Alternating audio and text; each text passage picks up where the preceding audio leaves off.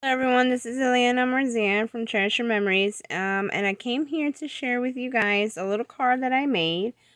This card is using the Spellbinder's Celebrate card kit of the month. It's from July 2019, but I had gotten it from one of those warehouse deals that the Spellbinders does, and I finally got around to, cutting out the little mermaid and piecing her together. Here's the one of the little cards, and here's like examples on like what came inside the kit and whatnot. So I thought I'd share that with you guys there. And then it's been a little while since I really started creating. It's been a long year, rough year. These are some little gemstones. Excuse my paint, I've been painting. Some little gemstones that came with the kit.